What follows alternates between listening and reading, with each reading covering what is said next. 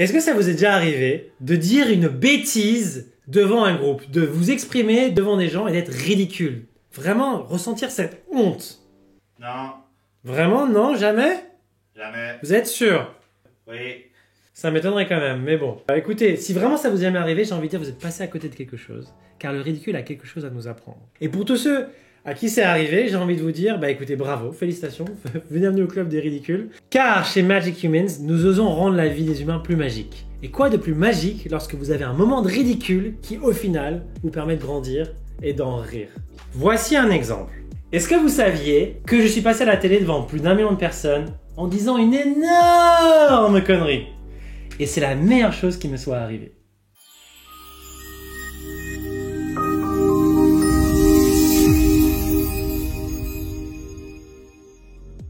Nous sommes le 1er novembre 2016, je me balade place de la République à Paris, et là j'aperçois deux hommes, chacun avec quelque chose dans la main, un micro et une caméra. Et je vais les voir naïvement, en disant bonjour, c'est pour quelle chaîne? Et ils me répondent un nom que je ne connais pas, ils me tendent le micro et ils me demandent: est-ce que vous savez pourquoi ce mardi 1er novembre est férié? Et là je réponds quelque chose et je vois dans ses yeux le sourire. Et il me dit merci. Et il s'en va.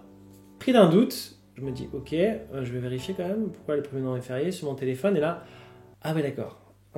Bon, ok, bon c'est pas grave, c'est sur une petite chaîne, il y aura quelques vues sur internet, on s'en fout.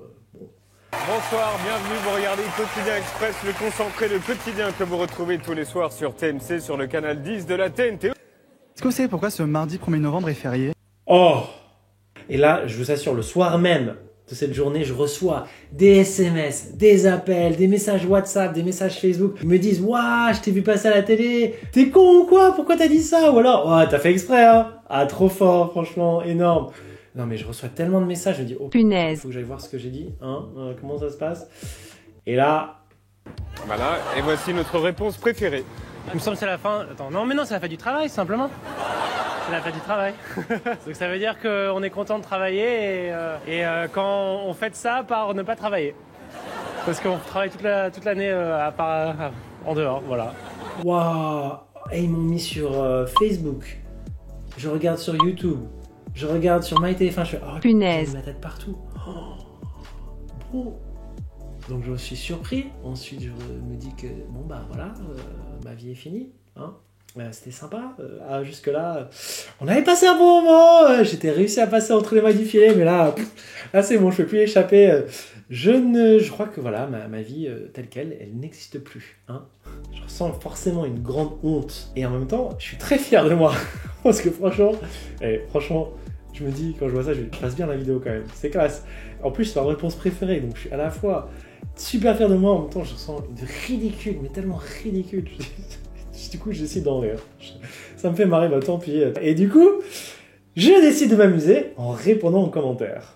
Et là, c'est l'éclate. Non, ça donne ça la vidéo. Vive le travail en France quand même. La palme d'or est décernée au mec à la fin. Merci beaucoup pour cette décoration. Je tiens à remercier mon hamster qui a toujours été là pour moi dans les moments les plus difficiles. J'espère que jamais on m'interrogera dans la rue. Et oui, c'est un danger de plus en plus répandu à notre époque. Ceci dit, si tu sais éviter les personnes avec des caméras et des gros micros dans la main, tu devrais pouvoir t'en sortir. Et regarde, le mec, il a commenté, il a rien à péter. Donc déjà, le mec connaît pas la date de la fête du travail, mais en plus, il ne sait pas ce que c'est ou à quoi ça correspond. Ah oui, vraiment, c'est perturbant de voir que cette personne soit complètement inconsciente du fait que la fête internationale du travail célébrée dans le monde entier le 1er mai tire son origine dans les combats du mouvement ouvrier pour obtenir la journée de 8 heures à la fin du 19e siècle. Non mais vraiment. Merci pour la fiche wiki. Alors, j'ai envie de vous partager les leçons que j'ai tirées de cette expérience, qui j'espère vous seront utiles aussi dans votre vie.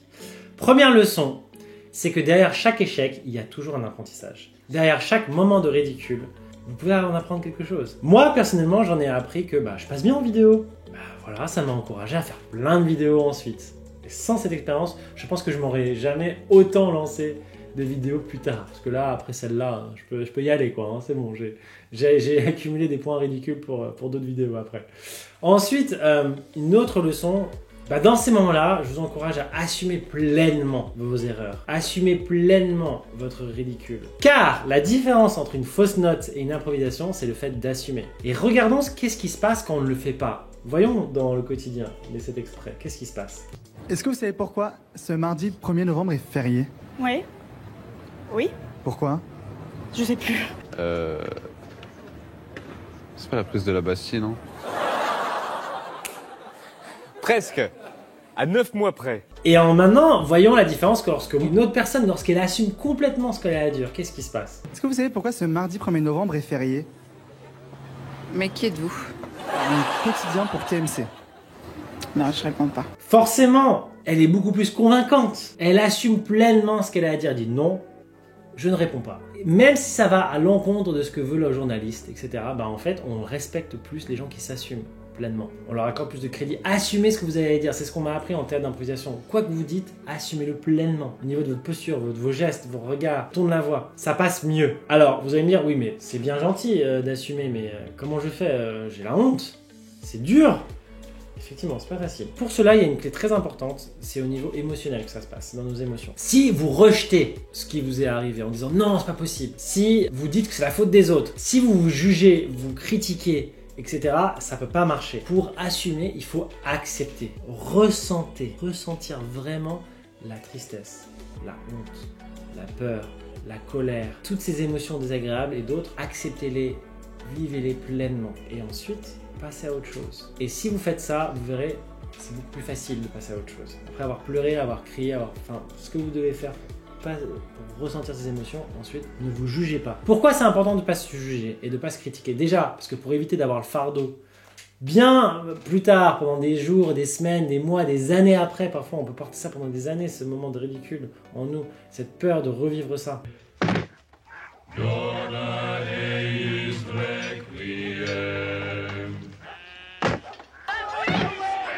Ne pas se juger, ne pas se justifier non plus. Car si on fait ça, vous verrez que plus on se juge soi-même, plus les autres nous jugent. Alors que quand vous assumez pleinement, vous en rigolez, vous faites de l'autodérision, eh bien, pas tout le monde, mais il y a une partie des êtres humains qui vont rigoler avec vous. Qui vont se dire, mais putain, waouh, ils s'en foutent. Mais c'est respectable, c'est admirable, c'est humain, c'est touchant. Bah ouais, je me suis planté, j'assume, et alors?